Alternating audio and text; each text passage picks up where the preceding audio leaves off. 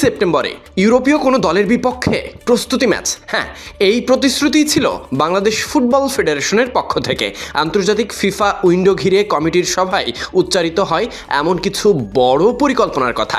তবে শেষ পর্যন্ত দেখা যায় বাস্তবতা সম্পূর্ণ উল্টোটা। ব্যতিক্রম হলো না এবারও। বাফুফে সেপ্টেম্বর ফিফা উইন্ডোতে বাংলাদেশ জাতীয় ফুটবল দলকে ইউরোপের কোনো দলের বিপক্ষে খেলাতে চেয়েছিল। বিষয়টি নিয়ে বেশ কিছুদিন ধরে গণমাধ্যমে আলোচনাও চলছিল।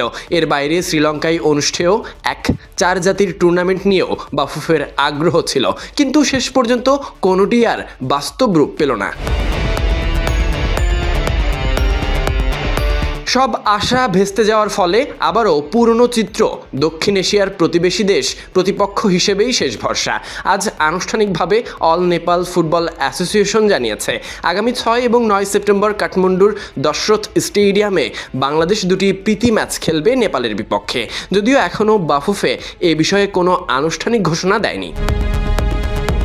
ফিফা র্যাঙ্কিংয়ে বাংলাদেশের অবস্থান 183 আর নেপাল 173। এই দুই ম্যাচের মাধ্যমে অক্টোবর মাসে ঢাকায় অনুষ্ঠিত হতে যাওয়া এশিয়া কাপ বাছাইয়ের গুরুত্বপূর্ণ ম্যাচের প্রস্তুতি সারবে বাংলাদেশ, যেখানে প্রতিপক্ষ র্যাঙ্কিংয়ে এগিয়ে থাকা হংকং। প্রশ্ন উঠেছে, হামজা সমিতদের নিয়ে নেপালের বিপক্ষে ম্যাচ খেলে আদেও কি বাংলাদেশের হংকংয়ের বিপক্ষে মানানসই প্রস্তুতি নিতে পারবে, কিংবা নেওয়া হবে?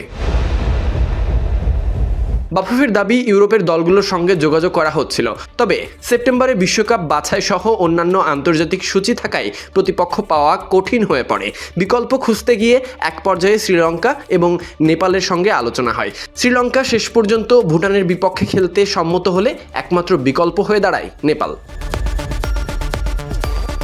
প্রতি বছরই ফিফা উইন্ডো ঘিরে বড় দলের বিপক্ষে খেলার ঘোষণা আসে, কিন্তু শেষ সময়ে গিয়ে সব পরিকল্পনা ভেস্তে যায়। বারবার একই ধরনের ব্যর্থতা ফুটবলের সর্বোচ্চ সংস্থার পরিকল্পনা নিয়ে প্রশ্ন তোলে। শুধু প্রতিপক্ষ নয়, ম্যাচ আয়োজন, ভেন্যু, প্রস্তুতি সব দিক থেকেই বারবার বাফুফের সক্ষমতা ও কার্যকারিতা নিয়ে সমালোচনা হয়েই যাচ্ছে। এখন বাংলাদেশ ফুটবলে হামজা, সমিত, ফাহমিদুলরা যুক্ত হয়েছে। দলে আসছে কিউবারের মতো তরুণ প্রতিভাবান খেলোয়াড়। বাংলাদেশ দলের উন্নতির কথা বলা হয় অনেক, তবে যাদের সঙ্গে খেলে বাংলাদেশ দল, সেই ম্যাচগুলো কতটা কার্যকর হচ্ছে, কিংবা আন্তর্জাতিক মানের প্রতিপক্ষের বিপক্ষে খেলার যে প্রয়োজন তা আদেও পূরণ হচ্ছে কিনা, এসব প্রশ্নের জবাব বরাবরের মতো অধরাই রয়ে যায়।